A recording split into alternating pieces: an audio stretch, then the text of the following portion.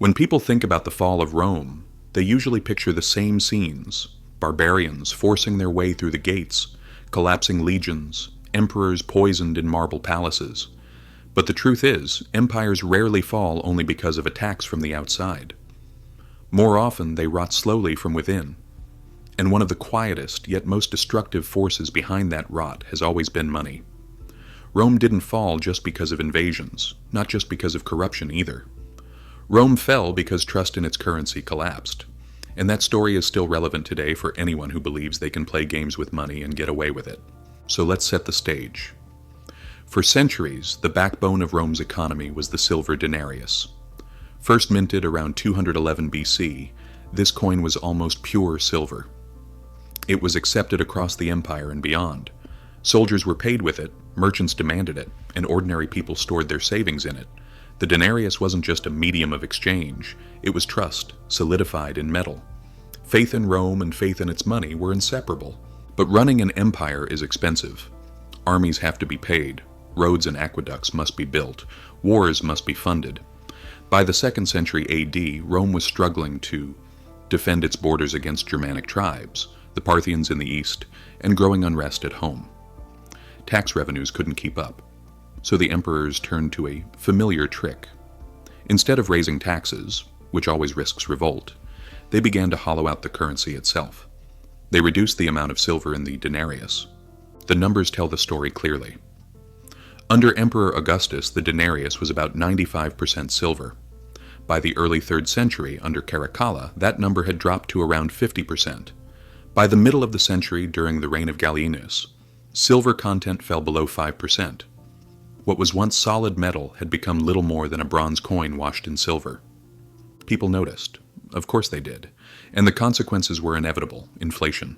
The money was no longer tied to real value. Grain that once cost a single denarius suddenly required dozens. This wasn't an abstract theory. It destroyed everyday lives. Soldiers demanded higher pay just to survive. Merchants refused debased coins and preferred barter or gold. Local economies slid back into direct trade because money could no longer be trusted. And as trust evaporated, emperors printed even more cheap currency, hoping volume would replace value. A vicious cycle began, one that has repeated itself in every inflationary crisis since. Sound familiar? The collapse reached its peak during what we now call the crisis of the 3rd century. Between AD 235 and 284, Rome endured nearly 50 years of chaos, invasions, plagues, civil wars. Emperors rose and fell at dizzying speed, sometimes ruling only months before being assassinated.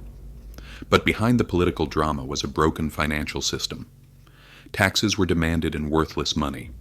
Farmers abandoned their land rather than pay. Trade networks shattered. The Roman state tried desperate measures to keep things together, from price controls to forced labor. None of it worked. One emperor, Diocletian, tried to stop the bleeding. In AD 301, he issued the edict on maximum prices, fixing the prices of more than 1,000 goods and services, from grain to wages. Violators faced death. The edict was a disaster. You cannot control prices by decree when the currency itself is broken. Black markets exploded and official trade nearly vanished. People learned a hard lesson. Laws cannot fix bad money. Eventually, Rome abandoned the denarius altogether. Constantine introduced the gold solidus around AD 312, a coin with consistent purity. It restored some stability and lasted for centuries in the Eastern Roman, or Byzantine, Empire.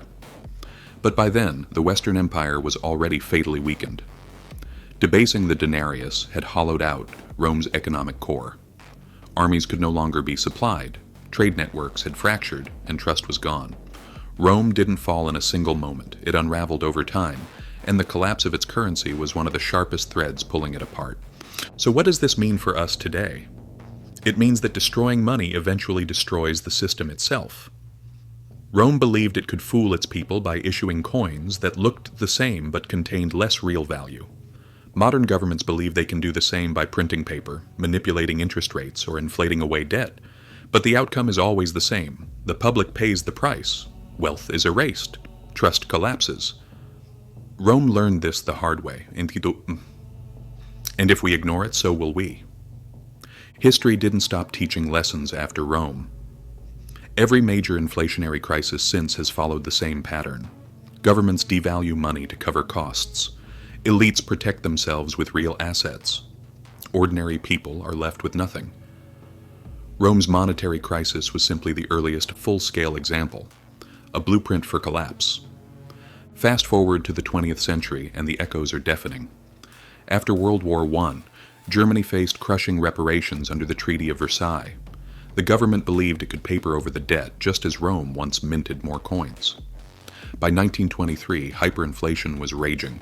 A loaf of bread that cost 1 mark before the war cost over 200 billion marks by the fall of that year. People carried wages home in wheelbarrows. Retirees starved as lifetime savings evaporated. And just like in Rome, debtors saw their obligations erased, while those holding real assets, land, factories, foreign currency, emerged stronger.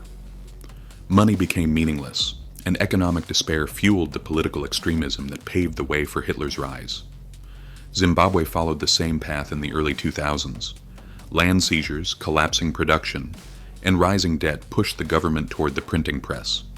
By 2008, inflation reached levels that defy comprehension, 89.7 sextillion% annually. Prices doubled daily. Shops couldn't change labels fast enough.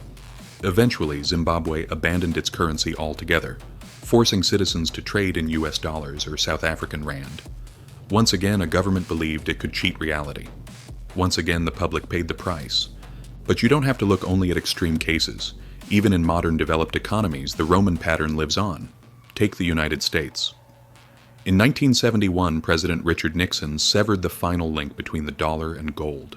From that moment on, the dollar became what economists call a fiat currency, backed not by a tangible asset, but by trust in the state. And just like in Rome, the temptation to spend beyond limits became irresistible. Over the following decades, debt ballooned, the money supply expanded, and inflation became a constant undercurrent.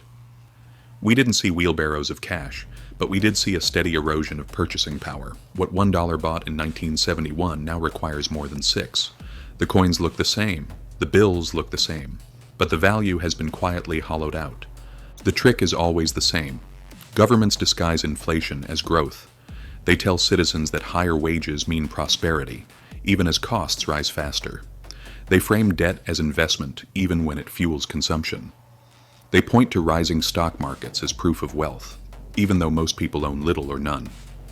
Like Roman emperors before them, they insist nothing fundamental has changed, while silently extracting value from every coin, every bill, every paycheck. What makes today especially dangerous is the scale. Rome's collapse was empire-wide. Weimar's hyperinflation was national. Zimbabwe's was local. Today, the entire global system runs on fiat currencies, massive debt, and central banks ready to print trillions at the first sign of crisis. That means the next collapse won't be confined to a single country or empire. It will ripple globally. And if history is any guide, the ones who suffer won't be asset-holding elites, but millions who depend on wages, pensions, and savings tied to increasingly fragile currencies. So what should you as an individual take from Rome's monetary collapse? First, understand that inflation is not an accident. It is a policy, a silent tax that has destroyed empires for 2,000 years. Second, recognize that real wealth doesn't live on paper or screens, but in things that hold value when money fails: land, skills, productive businesses, resources. Third, never assume stability is permanent. Romans in the 1st century would have laughed at the idea that their money could become worthless. Germans in 1913 would have mocked the thought of wheelbarrows of cash. Zimbabweans in the 1980s believed independence promised prosperity. And yet the same story played out every time.